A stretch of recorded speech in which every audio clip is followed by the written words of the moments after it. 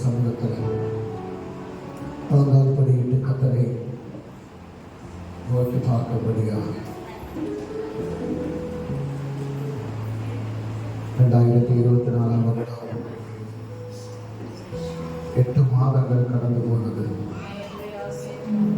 இந்த 9வது மாதம் 1வது ஓய்வு நாளை காணும்படியாக கர்த்தர் நமக்கு கிருபை தந்திருக்கிறார். நம்மை அழைத்து வந்திருக்கிறார். ஆமென். ஸ்தோத்திரம். இரவு முழுவதும் மழை பெய்தாலும் கூட அந்த மழையை பொருட்படுத்தாதபடி கர்த்தருடைய சமூகத்தில் அவருக்கு நன்றி செலுத்துவதற்காக வந்திருக்கக்கூடிய ஒவ்வொரு பிள்ளைகளிலேயும் கர்த்தருடைய கரம் வைக்கப்படும்படியாக கர்த்தர் தந்த பலத்திற்காக பாதுகாப்பிற்காக அவர் நமக்கு தந்திருக்கக்கூடிய எல்லா நன்மைகளுக்காக அவருக்கு நன்றி செலுத்தும் விதமாக தெய்வ சமூகத்தில் நம்மை ஒப்புக்கொண்டிருக்கலாம். பரிபூர்ண உள்ளத்தோடு பரிபூர்ண சிந்தையோடு நம்ம கர்த்தரை ஆராதிப்பது, கர்த்தர் செய்த ஒவ்வொரு நன்மைகளையும் நினைத்து பார்க்க எந்தவித தகுதியில்லாதபடி இருந்த எங்களை தகுதியாக மாற்றக்கூடிய தெய்வம் எங்களுக்காக ரத்தம் சிந்தைகளை மீட்டெடுக்கும்படியாக உலகான சேற்றில் கிடந்த எங்களை தூக்கி எடுத்து உடைய கரத்தை எங்களுக்கு தந்தீரே அப்பா, உடைய ரத்தத்தை எங்களுக்கு தந்தீரே அப்பா, உடைய கரத்தை எங்களை தாக்கி ஒப்புக்கொடுக்கிறோம். இந்த 9வது மாதத்திற்காக 1வது நாளை காணபடியான கிருபை தந்தீரே. கடந்த மாதங்களில் எங்களை நடத்தினது போல இந்த மாதம் எங்களை நடத்துவதற்கு போதுமான தேவனாக இருக்கிறேன். கர்த்தரோடு கூட இருந்து எங்களை பலப்படுத்தி நடத்தும்படியாக ஆவியானவருடைய கிருபை எங்களை சூழ்ந்து கொள்ளும்படியாக எந்த ஆபத்துகளும் எங்களுக்கு நேரிடாதபடி, எந்த பாடுகளும் பலவீனங்களும் எங்களை அணுகாதபடி, எந்த சத்துருவானுடைய கரங்களும் எங்களை ஆளுகை செய்யாதபடி நாங்கள் கடந்து செல்லக்கூடிய ஒவ்வொரு இடத்தில் இருக்கக்கூடிய கிருபை எங்களை தாண்டி எங்களை மனத்தோடு சக்தியோடு நடத்தக்கூடிய தெய்வத்தினுடைய கரம் இதோடு கூட வைக்கும்படிக்கு நாங்கள் செபிக்கிறோம் அப்பா. இந்த நாளினுடைய சமூகத்தில் ஆராதனை செய்வதற்கு அப்பா எங்களுடைய உள்ளங்களை ஒருமுகப்படுத்தி, சிந்தைகளை ஒருமுகப்படுத்தி, பரிசுத்தமான எண்ணத்தோடு பரிசுத்தமான சிந்தையோடு உண்மை ஆராதனை செய்துடைய நாமத்தை மகிமைப்படுத்த கர்த்தர் எங்களுக்கு கிருபை அளிக்கும்படியாக அப்பா வந்த ஜனங்கள் ஒவ்வொருவரையும் கர்த்தர் பலப்படுத்தும்படியாக வரவேற்று இருக்கக்கூடிய ஜனங்கள், யாத்திரையில் இருக்கக்கூடிய ஜனங்கள் ஒவ்வொருவரையும் கர்த்தர் குறித்த நேரத்தை அழைத்து வந்து நிறுத்தும்படியாக யாருக்கு எந்த இடையூறுகளும் எந்த கஷ்டங்களும் எந்த விதமான பலவீனங்களும் காக்காதபடி ஒவ்வொருவரும் உண்மையான மனதோடு கர்த்தர் செய்த நன்மைகளுக்காக கர்த்தரை ஆராதனை செய்வதற்கு கடந்து வர கர்த்தர் கிருபை செய்யும்படியாக அப்பா வரக்கூடிய ஜனங்கள் விடுதலையோடு கடந்து செல்வதற்கு இன்று நீர் எங்களுக்காக சிந்தின ரத்தம், நீர் எங்களுக்காக நொறுக்கப்பட்ட அந்த சரீரத்தை நாங்கள் பானம் பண்ணுவதற்கு எங்களை ஆயத்தப்படுத்திக் கொள்ள அப்பா எங்களுடைய கர்த்தாவை எல்லா பலவீனங்களையும் பாடுகளையும் மாற்றி தகப்பனைகளை பலத்தோடு சக்தியோடு எழுத்து நிறுத்த வைக்கக்கூடிய கர்த்தருடைய கரம் எங்களை தாங்கும்படிக்கு நாங்கள் செபிக்கிறோம் அப்பா. ஆரம்ப முதல் கடைசி வரையிலும் பிரசனங்களை தாங்கிக் கொள்ளட்டும் தகப்பனே. சோத்திரம் ஆராதனையுடைய ஒவ்வொரு பகுதிகளையும் கண்டு பொறுப்படுத்திக் கொள்ளும் அப்பா. இந்த ஆராதனை உமக்கு கண்டதாக மற்ற ஒரு மனிதனை உயர்த்துவதற்காக அல்ல, ஜீவனுள்ள தெய்வத்தை பரலோகத்தின் தேவனை மகிமைப்படுத்துவதற்காக பரலோகத்தின் தேவன் இறங்கி வந்து எங்களுக்கு தாவினை பலப்படுத்தி எங்களுடைய நாவுகளை பரிசுத்தப்படுத்தி எங்களுடைய நாவுகளிலே புதிய பாடல்களை பாடி கர்த்தருடைய நாமத்தை மகிமைப்படுத்த எங்களுக்கு நீர் உதவி செய்யும்படிக்கும் நீர் கரங்களை ஒப்புக்கொடுக்கிறோம். யார் கர்த்தாவே சோத்திரம் பவனத்திலே முடங்கி இருக்காதபடி இந்த நாள் கர்த்தருக்கு நன்றி செலுத்தக்கூடிய நாள், இந்த நாள் கர்த்தரை மகிமைப்படுத்தக்கூடிய நாள் என்ற உணர்வோடு சிந்தையோடு ஒவ்வொருவருடைய சமூகத்தில் வருவதற்கு குறித்த நேரத்தில் வருவதற்கு அப்பா கர்த்தருடைய ஆராதனை அசட்டை பண்ணாதபடி இந்த ஆராதனை கர்த்தருக்கு என்று கொடுப்பதற்கு ஒவ்வொரு உள்ளங்களையும் கர்த்தர் ஏவும்படி கருத்திலே தாக்கி ஒப்புக்கொடுக்கிற விசேஷமாக சிறு பிள்ளைகள் ஒவ்வொருவருடைய கருத்திலே கருத்து பிள்ளைகளை பலப்படுத்தும் அப்பா. பிள்ளைகளுடைய எண்ணங்கள் சிந்தைகள் எல்லாம் கர்த்தரை நோக்கி உண்டாக முடியாது. ஆவியான ஒவ்வொரு பிள்ளைகளை பலப்படுத்தும் அதுவரே தாவே. இந்த ஆராதனை முடிந்து பிள்ளைகள் பவனங்களுக்கு செல்லும் போது ஒரு பெரிய விடுதலையோடு, ஒரு பெரிய ஆசீர்வாதத்தோடு, ஒரு பெரிய சமாதானத்தோடு, சந்தோஷத்தோடு கடந்து செல்ல கர்த்தர் கிருபை செய்யும்படியாக இந்த கரத்தில் ஒப்பு கொடுக்கிறோம். கர்த்தர் பொறுப்பெடுத்துக் கொள்ளும். இயேசு கிறிஸ்து வல்லமையுள்ள நாமத்தில் ஜெபிக்கிறோம். ஜீவனுள்ள நல்ல பிதாவே. ஆமென். ஹல்லேலூயா. கர்த்தருடைய பரிசுத்த நாமம் மகிமைப்படுவதாக. இந்த நிகழ்ச்சியை பார்க்கக்கூடிய தெய்வ பிள்ளைகள், நாங்கள் ஆராதிக்கக்கூடிய சபை கேரள மாநிலத்திலே கொச்சி பட்டணத்தில் எவரேசர் பிரேயர் ஃபெல்லோஷிப் என்ற பெயர் பில்லர் நம்பர் 722 அரைக்கப்புறம் டவர் என்று சொல்லக்கூடிய இடத்தில் இந்த சபை இருக்கிறது. இங்கு அதிகாலை 7 மணி முதல் 9:30 மணி வரைக்கும் தமிழ் ஆராதனை நடக்கும். இதை பார்க்கக்கூடியவர்கள், கேட்கக்கூடியவர்கள், நீங்க சில நேரத்தில் தமிழ்நாட்டிலிருந்து பார்க்கலாம், கேரளாவிலிருந்து பார்க்கலாம், பல தேசங்களிலிருந்து பார்க்கலாம். அப்படி கர்த்தரை ஆராதனை செய்ய வரக்கூடிய பிள்ளைகள் எங்களோடு தொடர்பு கொள்ளலாம். இந்த ஸ்கிரீனிலே காணக்கூடிய நம்பரிலே நீங்கள் தொடர்பு கொள்ளலாம். உங்களுடைய ஜெப தேவைகளை எங்களுக்கு நீங்கள் தெரியப்படுத்தலாம். உங்களுக்காக ஜெபிக்கப்படும். உங்களுக்கு தெரிந்தவர்கள், சொந்தக்காரர்கள், இங்கே வேலை பார்த்தவர்கள் யாராவது இருந்தால் இந்த சபையை குறித்து நீங்கள் அறிமுகப்படுத்தலாம். கர்த்தரை சொந்த பாஷையை ஆராதனை செய்வதற்காக இந்த பட்டணத்திலே கர்த்தர் ஒரு சபையை தந்திருக்கிறார். ஒரு கூட்ட ஜனத்தை கர்த்தர் தந்திருக்கிறார். அதற்காக கர்த்தருக்கு நாங்கள் நன்றி செலுத்துகிறோம். இந்த நாளிலும் கூட இன்று திருவிருந்து ஆராதனை அதை நடத்தும்படியாக கர்த்தர் கிருபை தரும்படியாக என்னுடைய சமூகத்தில் ஒப்புக் கொடுக்கலாம். உங்களுக்காக நாங்கள் செபிக்கிறோம். இந்த சபைக்காக, இந்த சபை மக்களுக்காக, இந்த பட்டணத்தில் இருக்கக்கூடிய அநேக தமிழ் ஜனங்களுக்காக நீங்கள் செபித்துக் கொள்ளுங்கள் என்று தாழ்மையோடு கேட்டுக்கொள்கிறேன். ஹல்லேலூயா. எத்தனை பேர் சந்தோஷமா இருக்கிறீங்க? இல்லைங்க, ஒன்று பண்ணணும். அந்த டேபிளத்துக்கு இங்கே போட்டு இதை எடுத்து அங்கே இருக்கணும். நேரத்துக்கு மாற்றி போடுறதுக்கு மறந்துட்டு, ஓகேவா? அப்போதான் நமக்கு அதை வைக்க முடியும். இந்த இதில் எல்லா இதுவும் வைக்க முடியாது. இது கஷ்டமாக இருக்கும். ஆரம்பத்தில் நீங்கள் அதை செய்யுங்க. ஹல்லேலூயா. கர்த்தர் கடந்த 8 மாத காலம் நம்மை பாதுகாத்து நடத்தினான்.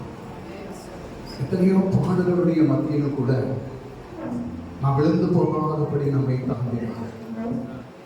நாம் பலவீனத்தோடு படுத்து விடாதபடி கர்த்தர் நம்மை தாங்கினார்.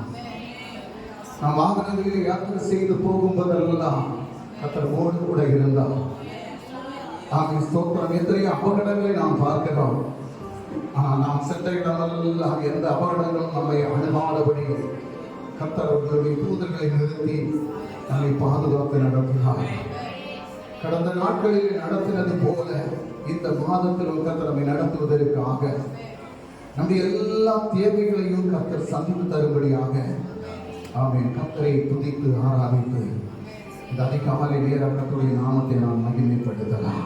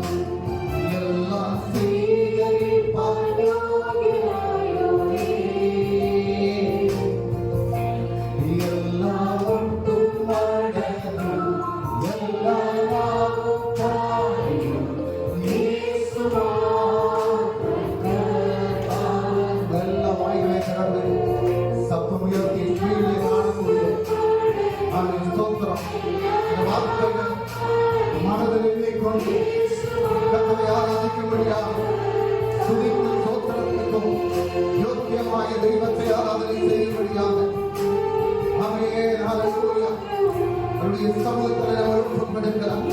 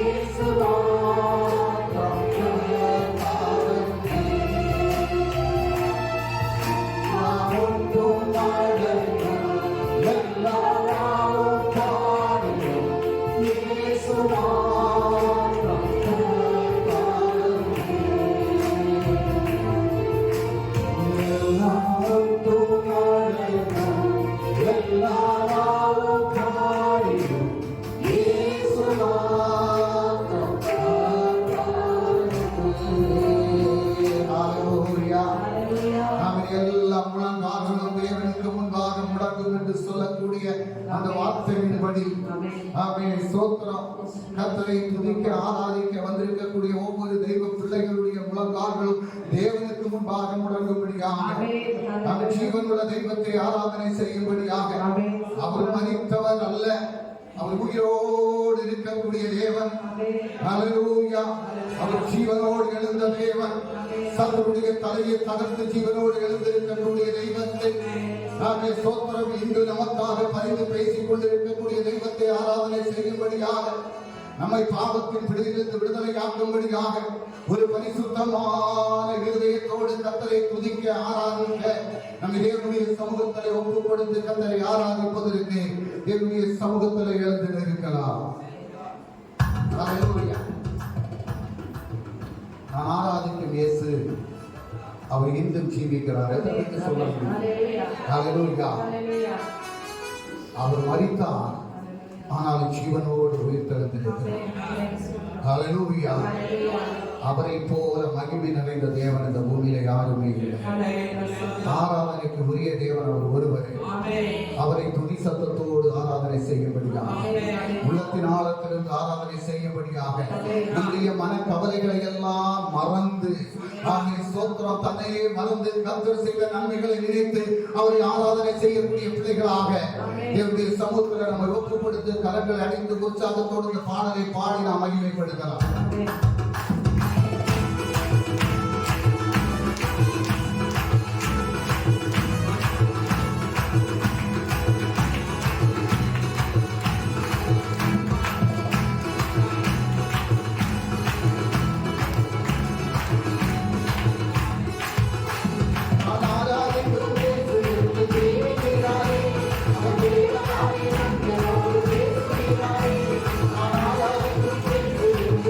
Hallelujah.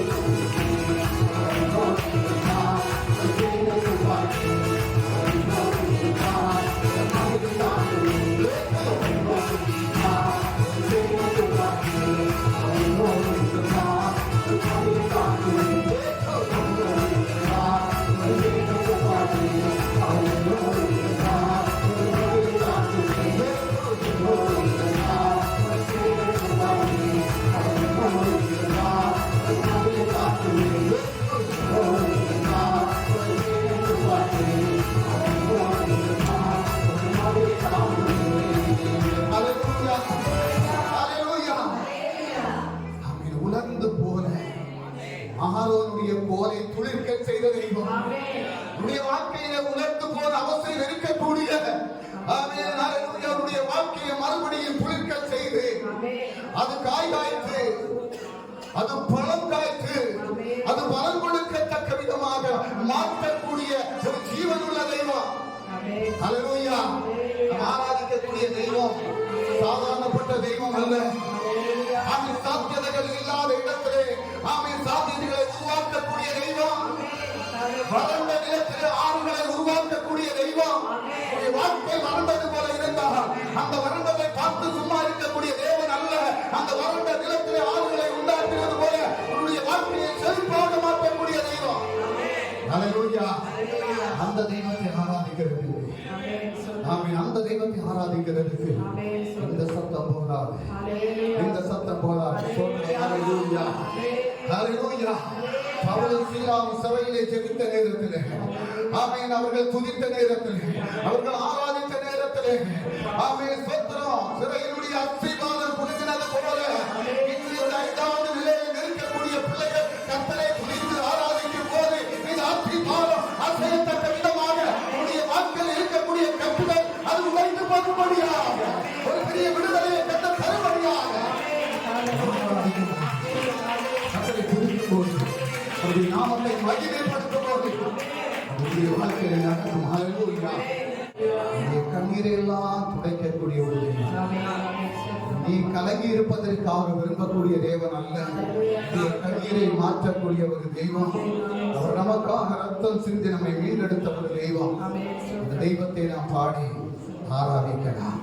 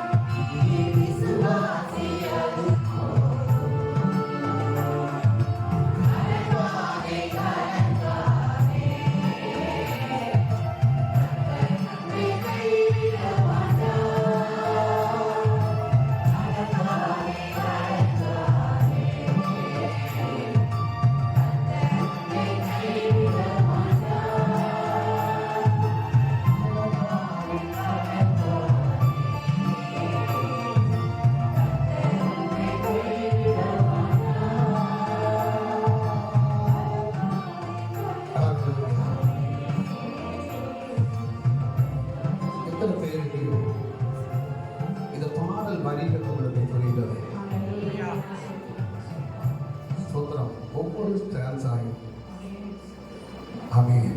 அவர் அனுபவித்த பாடுகள் அது யாருக்காக அனுபவித்தார் அப்படின்னு சொன்னா நமக்காக. அவர் பாவம் செய்யாதவர், அவரிடத்தில் எல்லவும் பாவம் இல்லை. ஆனால் நம்முடைய பாவங்களுக்காக அவர் சந்தையை ஏற்றுக்கொண்டார். அந்த ஜீவனுள்ள தெய்வத்தை நாம் ஆராதிக்கும் போது, நாம் துதிக்கும் போது நம்முடைய எண்ணங்களும் சிந்தைகளும் இந்த கர்த்தர் எனக்காக ரத்தம் சிந்தினாரே, இந்த கர்த்தர் எனக்காக பாடுகள் அனுபவித்தாரே என்ற உணர்வும் சிந்தையும் நமக்குள்ளார வந்து ஆமென் ஸ்தோத்திரம். அந்த கல்வாரி சிலுவையை ஒரு முறை நம்முடைய கண்களுக்கு முன்பாக கொண்டு வந்து ஸ்தோத்திரம். இந்த உலகத்திலே எல்லாருக்கும் வேண்டாதவாக இருந்த நம்மை ஒரு வெளிச்சமாக மாற்றினார். அநேகருக்கு வெளிச்சத்தை கொடுக்கக்கூடியவர்களாக மாற்றினார். அப்படிப்பட்ட கர்த்தரை நாம் ஆராதிப்பதற்கு, அப்படிப்பட்ட தெய்வத்திற்கு நாம் முதல் உரிமை கொடுப்பதற்கு, அவரை உண்மையான மனதோடு ஆராதிப்பதற்கு நம்மை ஒப்புக் கொடுக்கலாம். ஹல்லேலூயா. எல்லா கண்களையும் தேவனுடைய சமூகத்திலே மூடி இந்த நாளிலே பரிசுத்தமான அந்த இரத்தத்தையும் பரிசுத்தமான அந்த சரீரத்தையும் பானம் பண்ணுவதற்காக நம்மை ஆயத்தப்படுத்திக் கொள்வதற்கு நம்முடைய பாவ கரைகள் எல்லாம் ஒரு முறை கூட கழுகப்பட்டு தேவனுடைய சமூகத்திலே பரிசுத்தத்தோடு நம்மை ஒப்பு கொடுத்து சமூகத்தில் நமக்கு ஜெபிக்கலாம். எத்தனை பேர் முழங்கால் படியிட்டு நம்முடைய பாவங்கள் அறிக்கை செய்து, எனக்காக ரத்தம் சிந்தின, எனக்காக அடிகள் ஏற்று வாங்கின, என்னுடைய மரணத்திலிருந்து என்னை விடுதலையாக்குவதற்காக உடைய ஜீவனை எனக்கு தந்தீரே அப்பா என்று சொல்லி உடைய சமூகத்தில் என்னை தாழ்த்துகிறேன். ஆமே, ஸ்தோத்திரம். யாக்கோபு தூதனுடைய பாதங்களை பற்றி பிடித்தது போல கல்வாரி சிலுவையில் 3 ஆணி மீதிலே ரத்தம் சிந்தி ஆதரவற்ற நிலையில் இருக்கக்கூடிய தன்னுடைய மகன் என்று பாராதபடி தன்னுடைய மகன் அந்த சிலுவையின் பாடுகளை அனுபவிக்கும் போது பிதாவானவர் முகத்தை மறைத்துக் கொண்டார். இது உனக்காகவும் எனக்காகவும் என்பதை குறித்து நாம் உணர்ந்து கொண்டு, நமக்கு ஒரு குழந்தை இருந்தால் அந்த குழந்தையை நாம் கர்த்தருக்காக பலி கொடுப்பதற்கு நாம் ஒப்பு கொடுக்க மாட்டோம். நம்முடைய வாழ்க்கையை கர்த்தருக்காக பலி கொடுப்பதற்கு நாம் ஒப்பு கொடுக்க மாட்டோம். பிதாவானவர் இந்த ஜனங்களுக்காக, இந்த ஜனங்கள் விடுதலையை பெற்றுக் கொள்வதற்காக, இந்த ஜனங்கள் தன்னுடைய பாவங்களை விட்டு விலகுவதற்காக, இவர்கள் மேல் இருக்கக்கூடிய பாவ கரைகளை போக்குவதற்காக ஒரே குமாரனை நான் பலியாக கொடுக்கிறேன் என்று சொல்லி அந்த குமாரன் சிலுவையிலே தூங்கி கிடக்கும் போது பிதாவானவர் கண்களை மூடிக்கொண்டார், முகத்தை மறைத்துக் கொண்டார். கருமையான தெய்வ பிள்ளைகள், நாம் எத்தனை பேர் அதுபோல முகத்தை மறைத்துக் கொண்டிருக்கிறோம்? எத்தனை பேர் முகத்தை மறைத்துக் கொண்டிருக்கிறோம்? எனக்கா இந்த இயேசு இவ்வளவு பாடுகளை அனுபவித்தாரு, ஆனாலும் என்னுடைய இருதயம் கடினப்பட்டு இருக்கிறது. என்னுடைய இருதயத்தில் நான் இயேசுக்கு இடம் கொடுக்கவில்லை. இப்பொழுது நான் உலகத்தினுடைய காரியங்களுக்கு அடிமைப்பட்டு போகிறேன் என்று வருத்தத்தோடு நின்று சொல்லக்கூடிய பிள்ளைகள், இரத்தத்தால் என்னை கழுகும் அப்பா, நான் ஒரு பாவி ஆண்டவரை சமூகத்தில் நிற்பதற்கு கூட தகுதி இல்லாத ஒரு பாவி அப்பா, இன்றைக்கும் இரத்தத்தால் நான் கழுகப்படணும் ஆண்டவரை. உடைய இரத்தமும் உடைய சரீரம் நான் பானம் பண்ணுவதற்கு முன்பாக என்னுடைய பாவ கரைகள் உடைய இரத்தத்தால் கழுகப்பட வேண்டும் அப்பா. நான் ஒரு புதிய சிகிச்சையாக மாற்றப்பட வேண்டும் என்று சொல்லி என்னுடைய சமூகத்தில் ஒப்புக் கொடுக்கலாம். நேசிக்கும் அன்பு தகப்பனே, கல்வாரி சிலுவையிலே நின்று கரத்தை விரித்து அழைக்கிறீரப்பா. உடைய ஜனத்தை அழைத்துக் கொண்டிருக்கிறீரப்பா.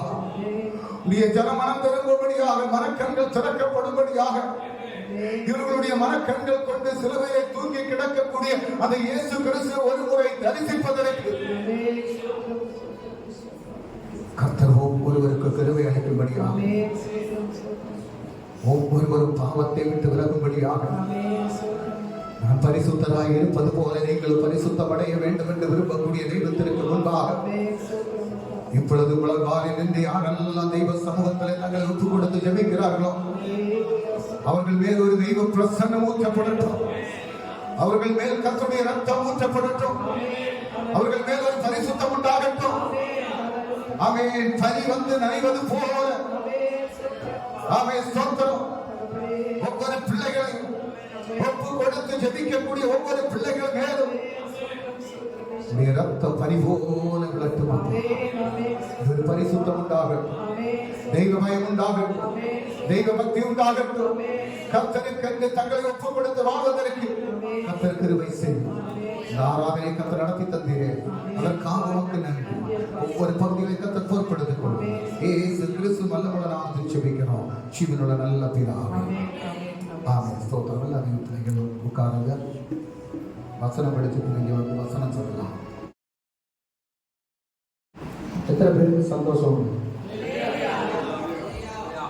இன்னைக்கு கர்த்தருடைய பரிசுத்தமான பந்தியிலே சேரக்கூடிய நாள். எத்தனை பேர் நீங்க ஆயத்தத்தோட வந்திருக்கிறீங்க? இந்த கர்த்தருடைய பரிசுத்தமான பந்தியிலே சேருவதற்கு நம்மை ஆயத்தப்படுத்திக் கொள்ளும்படியாக நாம் எப்படிப்பட்ட பரிசுத்தமான வாழ்க்கை வாழ வேண்டும் என்று வேத வசனத்தின்படி நாம் அறிந்து கொண்டு கர்த்தருடைய பரிசுத்த பந்தியிலே சேரலாம். முதலாவதாக லேவியராகமம் 20வது அதிகாரம் 26வது வசனத்தை வாசிக்கலாம். லேவியா புத்தகம். கர்த்தராகிய நான் பரிசுத்தராய் இருக்கிறபடியினாலே நீங்களும் எனக்கு ஏற்ற பரிசுத்தவான்களாய் இருப்பீர்களாக. வசனத்தை பொறுமையா புரியும்படியா படிக்கணும். ஓகேவா? எனக்கேற்ற பரிசுத்தவான்களாய் இருப்பீர்களாக.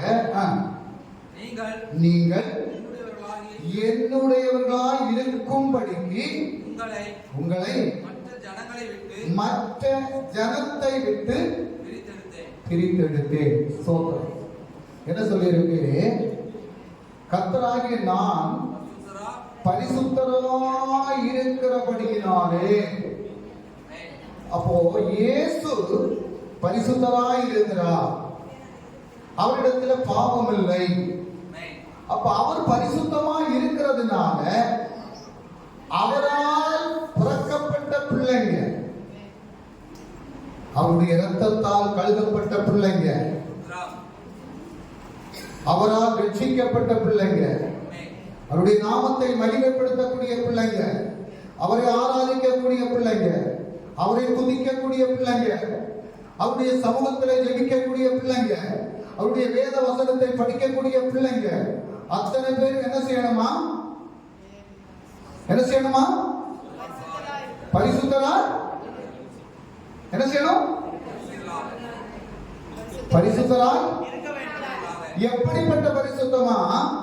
எனக்கு ஏற்ற. யாருக்கு ஏற்ற? கர்த்தருக்கு ஏற்ற பரிசுத்தவான்களாய் இருப்பீர்களாக. இன்னைக்கு எத்தனை பேருக்கு கர்த்தருக்கு ஏற்ற பரிசுத்தவான்களாய் இருக்க முடியும்? முடியுமா? நம்ம எங்க வாழ்ந்து கொண்டு இருக்கிறோம் அப்படின்னு சொன்னா, பாவம் நிறைந்த உலகத்துல தான் நம்ம வாழணும் இல்லையா? பாவம் நிறைந்த உலகத்துல தான் வாழணும். ஒரு வசனம் வந்து ரோமருக்கு எழுதின நிருபம் அதனுடைய 12வது அதிகாரம் நினைக்கிறேன். ரோமருக்கு எழுதின நிருபம் அதனுடைய 12வது அதிகாரம்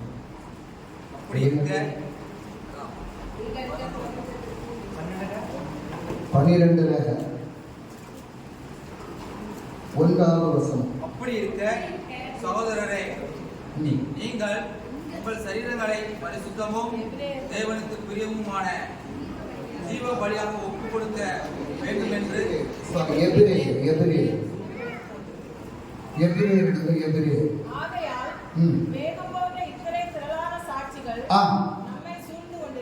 நம்மை சூழ்ந்து கொண்டிருக்க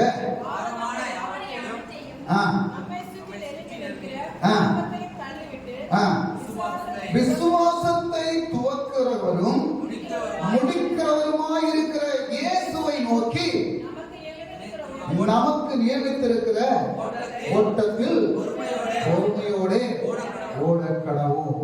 ஸ்தோத்திரம்.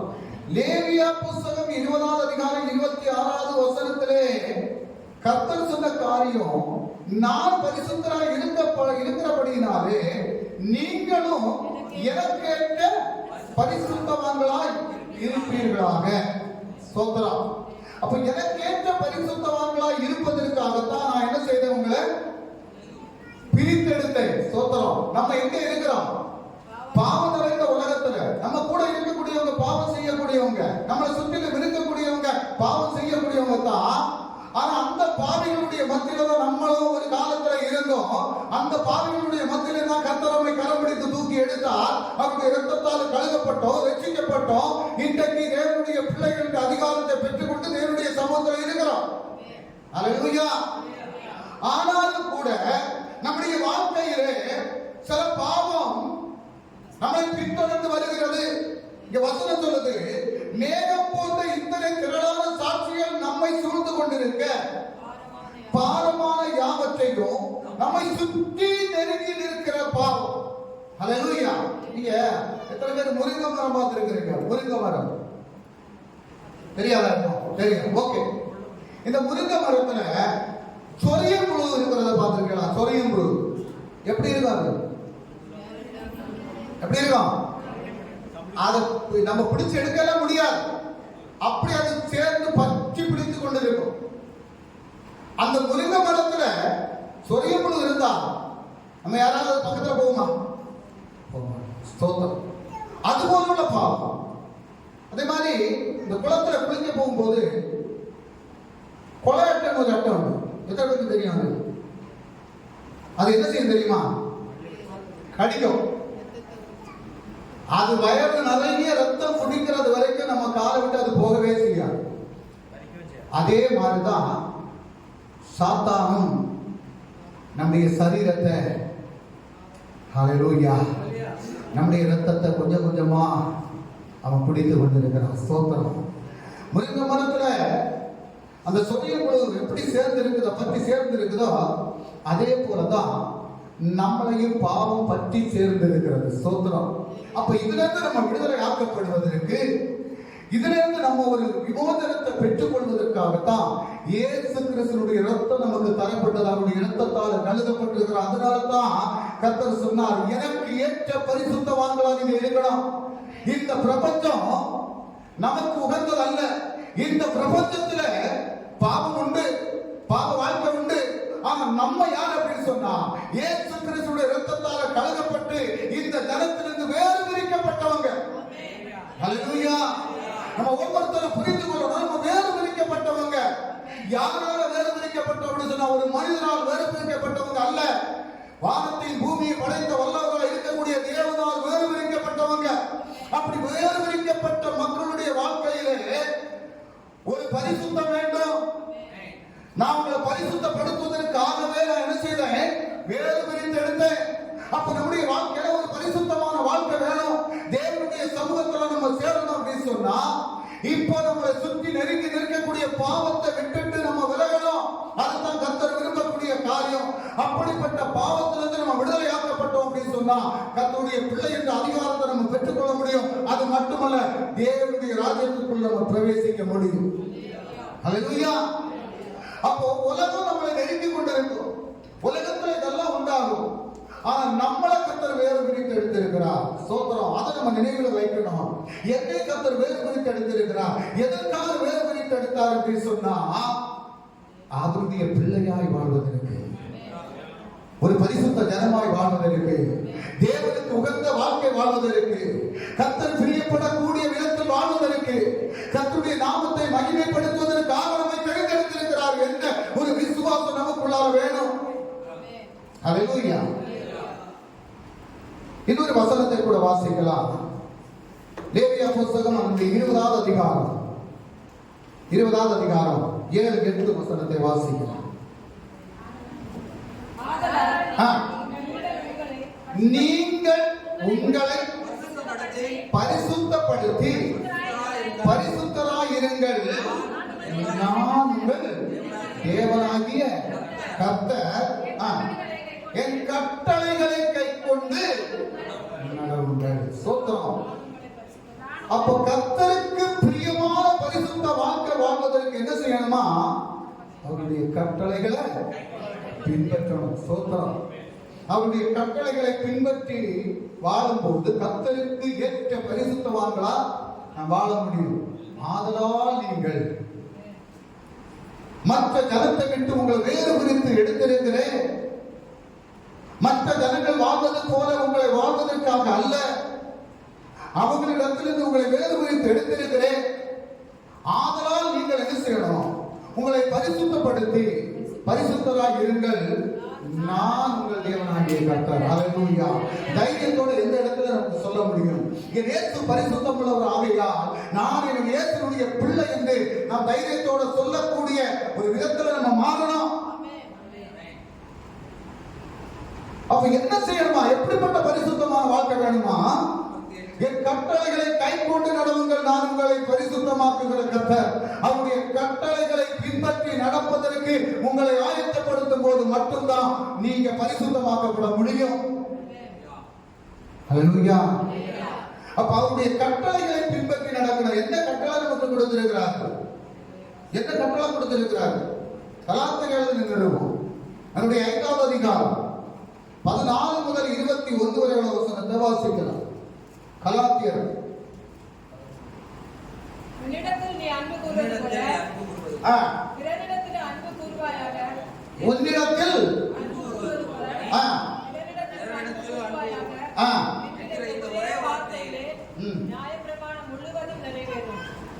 உன்னிடத்தில் நீ அன்பு கூறுவது போல பிறரிடத்திலும் அன்பு கூறுவாயாக என்கிற இந்த ஒரே வார்த்தையிலே நியாயப்பிரமாணம் முழுவதும் நிறைவேறும். கர்த்தருடைய கட்டளை எல்லாம் ஒரே ஒரு வசனத்துல நிறைவேற்றப்படுகிறது. நீ உன்கிட்ட அன்பு செலுத்துறது போல மற்றவங்கிட்ட அன்பு செலுத்தணும். இதுதான் பிரதானப்பட்ட கட்டளை. அடுத்ததுல சொல்லியிருக்கு, நீங்கள் ஒருவரை ஒருவர் கடித்து பட்சித்தீர்களானால். அப்படி ஒருவருக்கு ஒருவர் கடித்து பட்சிக்கிறதுனா என்ன? சாதாரணமா போடக்கூடிய சண்டை இல்லை. சாதாரணமா போடக்கூடிய சண்டைன்னா சாதாரண சண்டை. கடித்து பட்சிக்கிறது போலன்னு சொன்னா கொஞ்சம் வித்தியாசமானது, கொஞ்சம் அதிகமானது. அப்ப வசனம் சொல்றது என்ன சொல்லி இருக்குது? நீங்கள் ஒருவரை ஒருவர் கடித்து பட்சித்தீர்கள் ஆனால் அழிவீர்கள். ஒருவரால் ஒருவர் அழிக்கப்படாதபடிக்கு. அப்போ கடித்து பட்சிக்கிறதுன்னா ஒரு ஆள் இல்லை, 2 பேர் உண்டாகணும், இல்லைன்னா 3 பேர் உண்டாகணும், 4 பேர் உண்டாகணும். அப்போ ஒருத்தர் கடிக்கிறதுனால மற்றவர்களும் அழியக்கூடாது. ஸ்தோத்திரம், ஹல்லேலூயா.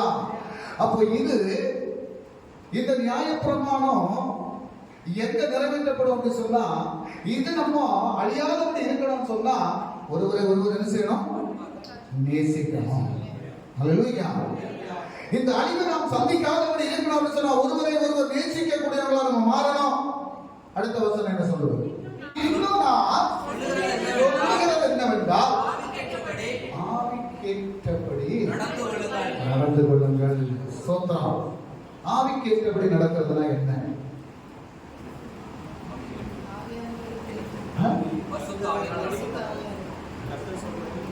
ஆவிக்கேற்றபடி நடக்கிறதுனா என்ன? பரிசுத்த ஆவியானவரால் நடத்தப்படும். ஸ்தோத்திரம். நம்ம ஏன் சண்டை போடுறோம் தெரியுமா? எதனால நம்ம சண்டை போடுறோம்? ஏன் நமக்கு மற்றவங்களை நேசிக்க முடியல? ஏன் மற்றவங்க மேல வருத்தம் வருது? எதனால வருத்தம் வருது? ஸ்தோத்திரம். பரிசுத்த ஆவியானவர் நமக்குள்ள கிரியை செய்யல. நம்ம ஜெபிக்கிறோம், நம்ம வசனத்தை படிக்கிறோம், ஆனாலும் கூட பரிசுத்த ஆவியானவர் நமக்குள்ளால கிரியை செய்யாதபடி இருக்கிறதுனால தான் நம்ம ஆவிக்கேற்றபடி நடக்காதவர்களாக இருக்கிறோம். ஹல்லேலூயா. மீண்டும் மீண்டும் செய்த தவறுகளே நம்ம செய்து கொண்டிருக்கிறோம். வசனம் சொல்லுது, எல்லா காலம் அரைத்த மாவையே மறுபடியும் மறுபடியும் அரைத்துக் கொண்டிருந்தோம் அப்படின்னு சொன்னா நம்ம பரலோகத்துக்கு போக மாட்டோம். எங்க போவோம்? பாதாளத்துக்கு போவோம். அப்ப பாதாளத்துக்கு போவதற்காக அல்ல கர்த்தரை அழைத்து வந்தது, ஒரு பரலோக வாழ்வை தருவதற்காக. ஆமென். ஸ்தோத்திரம். அடுத்த வசனம் என்ன சொல்லுங்க பாருங்க. மாம்சம் ஆவிக்கு விரோதமாகவும் ஆவி மாம்சத்துக்கு விரோதமாகவும் இச்சிக்கிறது. மாம்சம் ஆவிக்கு விரோதமாகவும் ஆவி மாம்சத்துக்கு விரோதமாகவும் இச்சிக்கிறது. நீங்கள் செய்ய வேண்டும் என்று இருக்கிறவர்களை செய்யாதபடிக்கு இவைகள் ஒன்றுக்கொண்டு விரோதமாக இருக்கிறது. ஸ்தோத்திரம். நீங்க செய்யக்கூடாதுன்னு தான் நம்ம நினைக்கிறோம், நம்ம இந்த காரியத்தை பேசக்கூடாதுன்னு நினைக்கிறோம். ஆனாலும் கூட நம்ம என்ன செய்யறோம்? அதை பேசுறோம், அதை செய்யறோம். அதனால அடுத்த வசனம், நடத்தப்படுவீர்களானால் நீங்கள் நியாய பிரமாணத்திற்கு கீழ்ப்பட்டவர்கள் அல்ல. கீழ்ப்பட்டவர்கள் அல்ல. அடுத்தது மாம்சத்தின் கிரியைகள் மாம்சத்தின் கிரியைகள் வெளியரங்கமாயிருக்கின்றன. அவையாவன விபச்சாரம், வேசித்தனம், அசுத்தம், பாவசகாரம், விக்கிரக ஆராதனை, பில்லிசூனியம், பகைகள், விரோதங்கள், வைராக்கியங்கள், கோபங்கள், சண்டைகள், பிரிவினைகள், ஆர்ப்பவேதங்கள், பொறாமைகள், கொலைகள், வெறிகள், விளையாட்டுகள் முதலானவைகளை இப்படிப்பட்டவைகளை செய்கிறவர்கள் தேவனுடைய ராஜ்யத்தை முன்னே நான் சொன்னது போல இப்பொழுதும் சொல்கிறேன். அப்போ இந்த சண்டை, கோபம், எரிச்சல், என்ன பாவம், இதெல்லாம் எங்க இருந்து வருது? எப்படி வருது? மாம்சத்துல சொல்றது. அப்ப ஆவி கேட்டபடி நடந்தா இந்த மாம்ச காரியங்களை நாம் என்ன செய்ய மாட்டோம்? செய்கிறதுக்கு நம்மளை ஒப்பு கொடுக்க மாட்டோம். சோதரம். அப்ப நம்ம என்ன செய்யணும் அப்படின்னா, மாம்சத்தினுடைய சிந்தைகளை நம்ம வேற வைக்கணும். ஆவி கேட்டபடி நடப்பதற்கு இயேசு கிறிஸ்துவின் இரத்தத்தால் கழுகப்படும். ஹல்லேலூயா. சாத்தானுக்கு இடம் கொடுக்காதபடி சத்துருடைய தலையை தகர்த்த இயேசு கிறிஸ்துவினுடைய நாம மகிமைப்படும்படியாக நாம் நடந்து கொள்வதற்கு நம்மை ஒப்புக் கொடுக்க வேண்டும். மாம்ச சிந்தைகளை வெறுக்கணும். ஹல்லேலூயா. அதை அடியோடு வேறறுத்து ஆமென் தேவனுக்கு உகந்தவர்களாக மாறுவதற்கு இயேசு கிறிஸ்துவின் இரத்தத்தால் கழுகப்படணும். நம்முடைய இரத்தத்தால் கழுகப்படும் போது நிச்சயமா நம்முடைய வாழ்க்கையில பெரிய மாற்றம் உண்டாகும், பெரிய விடுதலை உண்டாகும். ஹல்லேலூயா. எபேசியருக்கு எழுதின நிருபத்தினுடைய 4வது அதிகாரம் 2-3 வசனம் படி. மிகுந்த மனத்தாண்மையும் சாந்தமும் நீடிய பொறுமை உடையவர்களாய் அன்பினால் ஒருவரை தாங்கி சமாதான கட்டினால் ஆவின் ஒருமையை காத்துக் கொள்வதற்கு ஜாக்கிரதையாயிருங்கள். எபேசியர் 4:2-3. மிகுந்த மனத்தாழ்மையும் சாந்தமும் நீடிய பொறுமையும் உடையவர்களாய் அன்பினால் ஒருவரை தாங்கி தாங்கி சமாதான கட்டினால் ஆவியின் ஒருமையை காத்துக் கொள்வதற்கு ஜாக்கிரதையாயிருங்கள். ஹல்லேலூயா. என்ன சொல்றார் அப்படின்னா, சபை மக்கள் தெய்வத்தால் மீண்டெடுக்கப்பட்ட ஜனங்கள்.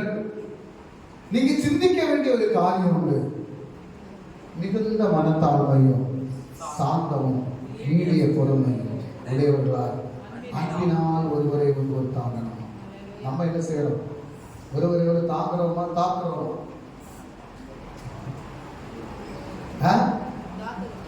தாக்கதான் செய்யறோம். இந்த தாக்கம் எப்ப மாறும்? இந்த தாக்குதல் மாறி எப்ப தாங்குவோம்? நம்ம இந்த தாக்குதல் மாறி நம்ம தாங்கக்கூடியவர்களா மாறணும். அப்படி சொன்னா நமக்கு உள்ளால கிரியை செய்யக்கூடிய சில மாம்ச சிந்தைகள் மாறும். சோதரம். நமக்குள்ளால கிரியை செய்யக்கூடிய சில மாம்ச சிந்தைகள் மாறி பரிசுத்த ஆவியானவரால் நடத்தப்படணும், தெய்வீக வல்லமையால் நடத்தப்படணும். அதுக்காக தான் தெய்வ சமூகத்துல காத்திருக்கணும்னு சொல்றேன். ஹல்லேலூயா. நமக்கு அது இல்லை. அடுத்த வசனம் என்ன சொல்லுது? சமாதான கட்டினால் ஆவியின் ஒருமையை காத்துக் கொள்வதற்கு ஜாக்கிரதையாயிருங்கள். ஹல்லேலூயா. நம்ம ஜாக்கிரதை உள்ளவர்களா இருக்கணுமா? எதுக்கு ஜாக்கிரதை உள்ளவர்களா இருக்கணுமா? எதுக்கு? ஆவியின் ஒருமையை காத்துக் கொள்வதற்கு. ஒரு மனதின் ஆவியோடு தெய்வ சமூகத்துல வந்து கர்த்தரை ஆராதிப்பதற்கு. என்ன அந்த பக்கமும் இந்த பக்கமும் குத்தாம ஆமென் ஸ்தோத்திரம். இங்க பார்க்கும்போது இங்க ஒண்ணு சொல்லி, அங்க வெளியே போகும்போது வெளியே ஒண்ணு சொல்லி, அங்க இன்னொரு குடும்பத்துல போகும்போது அங்க ஒண்ணு சொல்லி, இந்த பக்கத்துல ஒரு குடும்பத்தை பார்க்கும்போது அங்க ஒண்ணு சொல்லி, ஒரு தாக்காம அங்க குத்தாம இங்க குத்தாம தெய்வ பயத்தோட தெய்வ பக்தியோட கர்த்தருடைய சமூகத்துல உண்மையான மனதோடு ஆமென் நாம் செய்யக்கூடிய ஒவ்வொரு காரியங்களுக்கும் அதற்குரிய பலனை நம்ம அனுபவித்து தான் போக வேண்டும் என்ற உணர்வு சிந்தையோடு ஆமென் தெய்வ சமூகத்துல ஒரு மனதோடு கர்த்தரை ஆராதிப்பதற்கும் துதிப்பதற்கும் தேவனுடைய சமூகத்துல ஆமென் ஸ்தோத்திரம் ஒவ்வொருத்தரையும் ஒருத்தர் நேசித்து கர்த்தருடைய சமூகத்தில் காத்திருக்கிறதுக்கு உங்களை ஒப்புக் கொடுத்தால் ஆமென் ஸ்தோத்திரம் ஜீவனோட தெய்வத்துடைய நாமம் உங்கள் நிமித்தம் மகிமைப்படும். ஹalleluya. ஸ்தோத்திரம். சங்கீதக்காரன் சொல்றான், உன் சகோதரனுக்கு விரோதமா நீ உட்கார்ந்திருந்து நான் பேசும்போது நான் அதை பார்க்காதது போல இருப்பேன் நினைச்சியோ அப்படின்னு சொல்லு. ஸ்தோத்திரம். இது நிறைய இடத்துல நடக்குது. அதனாலதான் சொல்றேன், வசனத்திற்கு முதல்ல கீழ்ப்படிங்க. கர்த்தர் என்ன சொல்றாரு அதன்படி நடக்கிறதுக்கு உங்களை ஆயத்தப்படுத்துங்க. நீங்க தேவனுடைய பிள்ளைங்க, இந்த உணர்வு உங்களுக்கு உண்டாகணும். அதுக்காக தான் கர்த்தர் என்ன செய்திருக்கிறாரு. மற்றவங்க பேசுவாங்க, மற்றவங்க சொல்லட்டும். ஸ்தோத்திரம். நம்ம பேசுறதுக்கு இல்லை. நம்ம சபையை குறித்து இன்னொரு இடத்துல போய் நம்ம குற்றம் சொல்றோம் அப்படின்னு சொன்னா எப்படி இருக்கும்? அவங்க என்ன நினைப்பாங்க? அவங்க வருவாங்களா? வரமாட்டாங்க. ஸ்தோத்திரம். இந்த சபையில எப்படி இருக்கு அப்படின்னு சொல்லி நம்ம குற்றம் சொன்னோம் அப்படின்னு சொன்னா அடுத்தவங்க எப்படி வருவாங்க? புறஜாதி மக்கள் எப்படி வருவாங்க? வரமாட்டாங்க. அப்ப இதை மாற்றணும். நம்ம இந்த மாதிரிப்பட்ட எண்ணங்கள் சிந்தைகள் எல்லாம் மாறணும். தேவனுடைய சமூகத்துல நம்மளை ஒப்பு கொடுக்கணும். ஆண்டவரே, இந்த சபை தான் என்னை ஆசீர்வதிக்கக்கூடிய சபை. இந்த சபையில தான் ஆசீர்வாதத்தை பெற்றிருக்கிறேன். இந்த சபையில தான் கர்த்தர் என்னை கொண்டு வைத்திருக்கிறார். இந்த சபையில தான் என்னை ஆராதிப்பதற்காக கர்த்தர் அழைத்து வந்து கொண்டு நிறுத்தி இருக்கிறார். இந்த சபை ஊழியர் நிமித்தம் தான் கர்த்தர் என்னை அழைத்து கொண்டு வந்து, இந்த சபை ஊழியர் நிமித்தம் தான் எனக்கு வசனத்தை போதிக்கும்படியாக எனக்கு ஊழியக்காரராக கர்த்தர் வைத்திருக்கிறார். அந்த உணர்வு சிந்தை நமக்குள்ளார உண்டாகணும். ஸ்தோத்திரம். இந்த சபையை ஆராதிக்க வரக்கூடிய ஒவ்வொருவரும் நம்ம வேறு வேறு குடும்பத்துல வேறு வேறு தேசத்துல நம்ம பிறந்து வளர்ந்திருக்கலாம். ஆனா நம்ம கிறிஸ்துவுக்குள் வந்து நம்ம எல்லாரும் ஒரே பாத்திரத்துல பங்கெடுக்கிறோம், ஒரே அப்பத்துல நம்ம பங்கெடுக்கிறோம். அப்ப நம்ம கிறிஸ்துவுக்குள் ஒரே சகோதரர்கள், ஒரே சகோதரிகள். நமக்குள்ளால வேறுபாடு இல்லை. நமக்குள்ளால பிரிவினை மார்க்க பேதங்கள் இல்லை. இங்க ஜாதியோ மதமோ மார்க்க பேதங்களோ ஒன்றும் இல்லை. இங்க நம்ம எல்லாரும் உண்டு. நம்ம வந்திருக்கக்கூடிய இடம் எங்க? தேவனுடைய சமூகத்துல வந்திருக்கிறோம். ஜீவனுள்ள தெய்வத்தினுடைய ஆலயத்துக்குள்ளார வந்திருக்கிறோம். இங்க மார்க்க பேதங்கள் உண்டு பண்ணுவதற்கோ குறை சொல்வதற்கோ குற்றம் சொல்வதற்கோ அவை ஸ்தோத்திரம் மற்றவர்களை தாக்குவதற்காக அல்ல. ஒருவர் பேரில் ஒருவருக்கு குறை இருந்தென்றால் அதை தெய்வ சமூகத்திலே சொல்லி அவை ஸ்தோத்திரம் ஒருவரை ஒருவர் தாங்கணுமா? அதைத்தான் கர்த்தர் விரும்புகிறார். அப்படிப்பட்ட காரியத்தை செய்வதற்கு தான் நம்மை கர்த்தர் அழைத்திருக்கிறார். இன்றைக்கு பரிசுத்தமான பந்தியிலே சேருவதற்கு முன்பா நம்ம செய்த தவறுகள் என்ன உண்டு என்று தேவனுடைய சமூகத்தில் அறிக்கை செய்யணும். ஆமென். ஸ்தோத்திரம். இதனால என்ன நடக்கும் தெரியுமா? எபேசியர் நிறுவன 4வது அதிகாரம் 29 முதல் 32 வரை வசனத்தை வார்த்தை ஒன்றும் உங்கள் வாயிலிருந்து புறப்பட வேண்டாம். பக்தி விருத்திக்கு ஏதுவான நல்ல வார்த்தை உண்டானால் அதையே கேட்கிறவர்களுக்கு பிரயோஜனமாக உண்டாகும்படி பேசுங்கள். பிரயோஜனம் உண்டாகும்படி பேசுங்கள். அன்றியும் நீங்கள் மீட்கப்படும் நாளுக்கு முத்திரையாக பெற்ற தேவனுடைய பரிசுத்த ஆவியை இதனால நம்ம யாரை துக்கப்படுத்துறோம்? கர்த்தரை துக்கப்படுத்துறோம். கர்த்தரை துக்கப்படுத்துறோம் அப்படின்னு சொன்னா நம்முடைய வாழ்க்கையில் ஆசீர்வாதம் வருமா? நம்மை ஆசீர்வதிக்கக்கூடிய கர்த்தரை துக்கப்படுத்தக்கூடிய காரியங்களை நம்ம செய்யும் போது நம்முடைய குடும்பத்திலே ஆசீர்வாதம் வருவதில்லை. அந்த ஆசீர்வாதம் தடைபடும். அப்ப பரிசுத்த ஆவியானவர் துக்கப்படக்கூடிய காரியத்தை நம்ம செய்கிறதுக்கு நம்மளை ஆயத்தப்படுத்த கூடாது. அடுத்த வசனம் சொல்றது என்ன சொல்றது? படிங்க. சகல விதமான கசப்பு,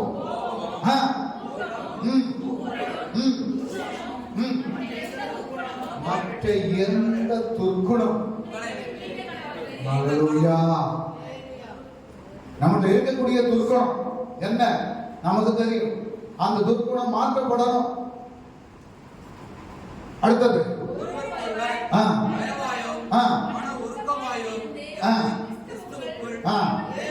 தேவன் உங்களுக்கு மன்னித்தது போல நீங்களும் மன்னியுங்கள். இதுதான் கர்த்தர் நமக்கு கொடுத்திருக்கக்கூடிய கட்டளை. இதன்படி நடக்கும் போதுதான் நம்ம செய்யக்கூடிய காரியத்தில் கர்த்தருடைய நாமம் மகிமைப்படும்.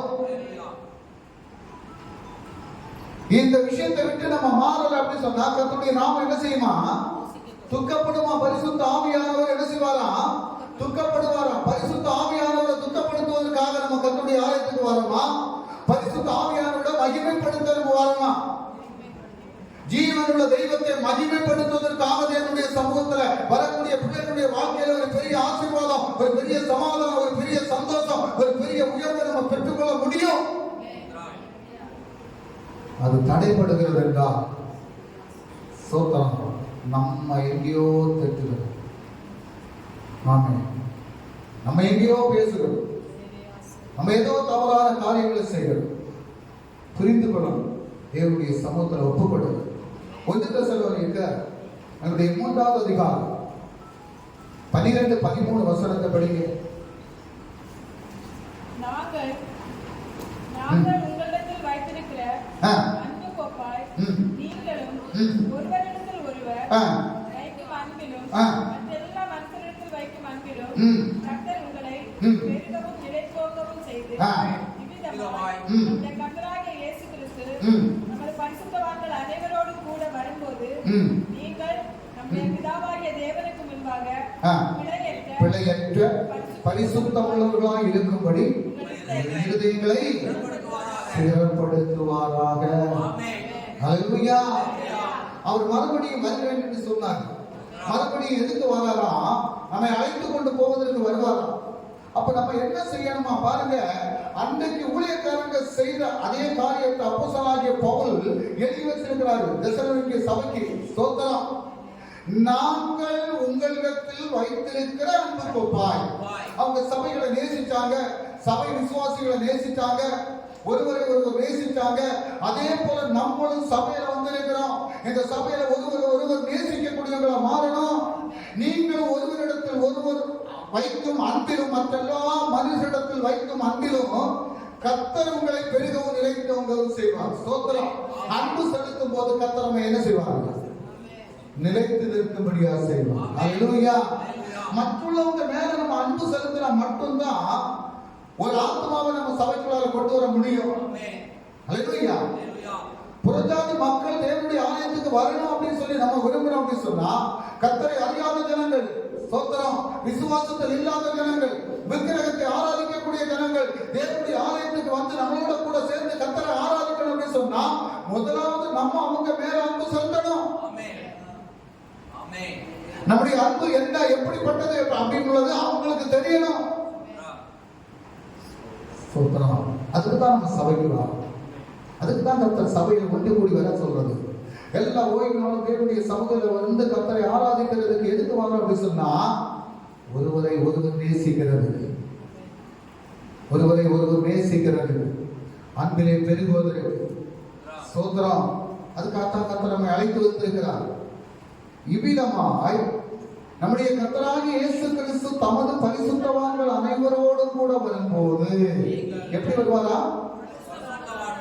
பரிசுத்தவான்கள் அனைவரோடு கூட வரும்போது நீங்கள் நம்முடைய பிதாவாகிய தேவனுக்கு முன்பாக பிழையற்ற பரிசுத்தமுள்ளவர்களாய் இருக்கும்படி இருதயங்களை சிறப்படுத்துவாராக. ஹல்லேலூயா. உங்கள் இருதயங்கள் என்ன ஆகணுமா? சிறப்படணும். உங்களுடைய இருதயத்தின் எண்ணங்கள் கர்த்தருக்கு நேராக திருப்பப்படணும். உங்களுடைய இருதயத்தின் சிந்தைகள் கர்த்தருக்கு நேராக திருப்பப்படணும். உங்களுடைய மனசு கர்த்தருக்கு நேராக திருப்பப்படணும். நாம் பேசக்கூடிய, நாம் செயல்படுத்தக்கூடிய, நம்ம செய்து கொண்டிருக்கக்கூடிய எல்லா காரியங்களையும் அறிந்திருக்கக்கூடிய ஒரு தேவன் உண்டு. ஹல்லேலூயா. சில காரியங்கள் நம்ம நினைப்ப 4 செவத்துக்குள்ள நடக்குது அப்படின்னு சொல்லி, 4 செவத்துக்குள்ள நடந்தாலும் கூட அதை வெளிக்கொண்டு வருவதற்கு கர்த்தர் போதுமானவர். ஹல்லேலூயா. அதனால தேவனுடைய சமூகத்தில் நம்ம ஒப்புக்கொடுக்கணும்.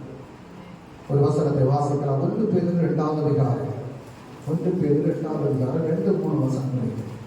இயேசு கிறிஸ்துவை சிலுவையில் அறையப்பட்ட அவரே என்று வேறொன்றையும் உங்களுக்குள் அறியாதிருக்க தீர்மானித்திருந்தேன்.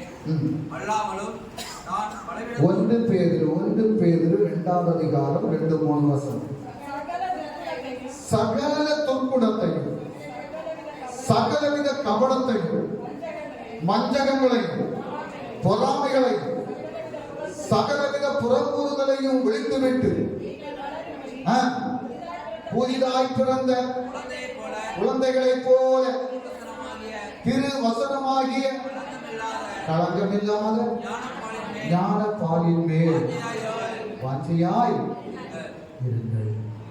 ஹல்லேலூயா, ஹல்லேலூயா. ஸ்தோத்திரம். என்ன செய்யணுமா? ஸ்தோத்திரம். ஹல்லேலூயா. என்ன செய்யணுமா? சகல துர்க்குணத்தையும் துர்க்குணத்தை. அடுத்தது சகலவித கபடத்தையும் காப்பாடும் வஞ்சகங்களையும் பாஸ்டர் பொறாமைகளையும் வரான். சகல ஐயா, இது நான் எழுதி வச்சதில்லை. என்ன இது பண்டத்த சபைகள்ல இருந்த காரியம். சபைகளுக்கு போகக்கூடியவர்களுக்கு கொடுத்த உபதேசம் அது இன்றைக்கு சபைகள்ல இருக்குது. ஹல்லேலூயா. நம்ம மனம் திரும்பணும். அதைத்தான் கர்த்தர் எதிர்பார்க்கிறார். அதனால தான் எழுதி வச்சிருக்கிறாரு. எத்தனை பேர்கிட்ட வஞ்சகம் இருக்குது, எத்தனை பேர்கிட்ட பொறாமை இருக்குது, எத்தனை பேர்கிட்ட புறங்குறுதல் இருக்குது. சோத்ரா. ஹல்லேலூயா. இதெல்லாம் என்ன செய்யணுமா? ஒழித்து விடணுமா? விட்டு விட சொல்லல. விட்டு விட்டா பின்ன வரும். ஒழித்து விட்டா மூட்டை பூச்சிக்கு மருந்து அடிச்சு முற்றிலுமா ஒழிச்சுட்டோம் அப்படின்னு சொன்னா வராது. மூட்டை பூச்சி மருந்தாயுது. அப்போ ஒழித்து விடணுமா? ஒழித்து விட்டு என்ன செய்யணுமா? நீங்கள் வளரும்படி புதிதாய் பிறந்த குழந்தைகளை போல. ஸ்தோத்திரம். புதிதாய் பிறந்த குழந்தை எப்படி இருக்கும்? ஸ்தோத்திரம். களங்கமில்லாதபடி இருக்கும். அதே போலதான் களங்கமில்லாத ஒரு ஞானப்பால் என்னது? கர்த்தருடைய வசனம். ஹல்லேலூயா. அந்த வசனத்தின் மேல் வாஞ்சையா இருப்பதற்கு உங்களை ஒப்பு கொடுங்க. நிச்சயமாக கர்த்தர் உங்களுடைய வாழ்க்கையை ஆசீர்வதிப்பார். ஹல்லேலூயா. நிச்சயமாக கர்த்தர் உங்களுடைய வாழ்க்கையை பரிசுத்தப்படுத்துவார். உங்களுடைய வாழ்க்கையில் இருக்கக்கூடிய குறைவுகளை எல்லாம் சரிப்படுத்துவார். தேவனுடைய சமூகத்தில் ஒப்பு கொடுங்க.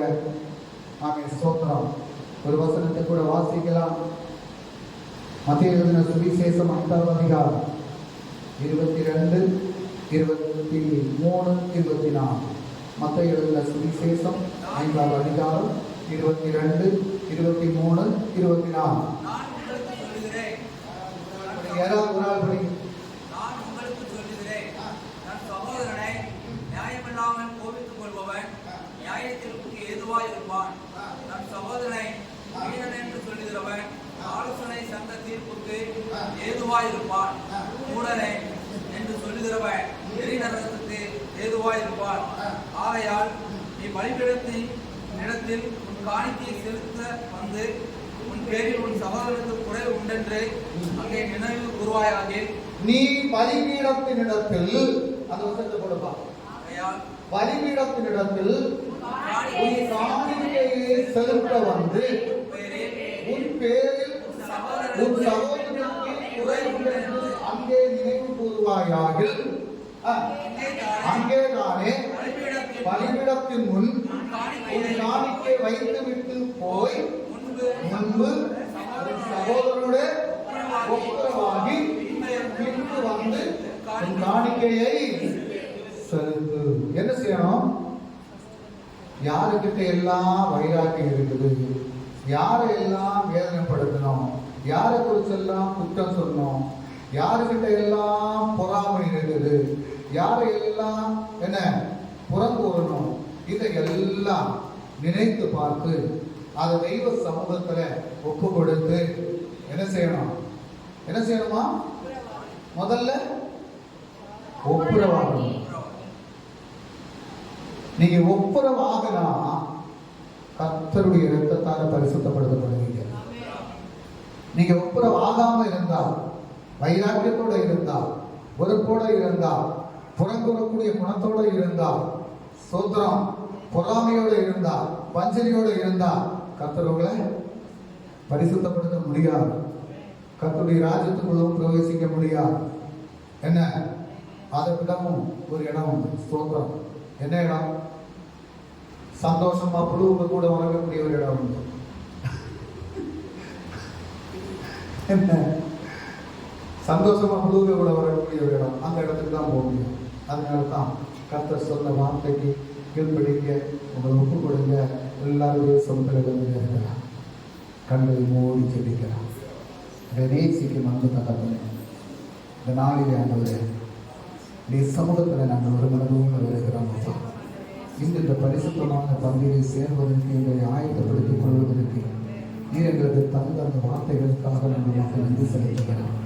இந்த வார்த்தைகளை உட்கொண்ட நாங்கள் எங்களிடத்தில் இருக்கக்கூடிய குறைவுகள் என்னவென்பதை ஆண்டவரே நீர் வசனத்தின் மூலம் எங்களுக்கு வெளிப்படுத்தினப்பா. ஆண்டவரே அந்த வசனத்தின்படி நாங்கள் நடந்து கொண்டு எங்களை பரிசுத்தப்படுத்தி உடைய சமூகத்தில் நிறுத்தி கொண்டு எங்களிடத்தில் இருக்கக்கூடிய ஒவ்வொரு குணங்களும் உமக்கு பிரியமில்லாத ஒவ்வொரு குணங்களையும் நாங்கள் மாற்றிக்கொண்டு உடைய இரத்தத்தால் ஒருமுறை கூட கழுகப்பட்டு உடைய சமூகத்திலே கர்த்தாவே எங்களை ஒப்புக் கொடுத்து நாங்கள் வாழ்ந்து இந்த பரிசுத்தமான பந்தியை சேர்வதற்கு எங்களை ஆயத்தப்படுத்திக் கொள்ள கர்த்தர் கிருபை செய்யும்படியாக உடைய கருத்தை ஒப்புக் கொள்கிறோம். ஜெபத்தை கேட்டபடியாக உமக்கு நன்றி. இந்த நாளிலும் கூட அந்த பரிசுத்தமான பந்தியை சேர்வதற்கு ஒவ்வொருவரையும் கர்த்தாவே நீர் ஆயத்தப்படுத்தி பார்த்து ஒப்புக் கொடுக்க இயேசு கிறிஸ்து நல்ல நாமத்தில் ஜெபிக்கிறேன் பிதாவே. ஆமென்.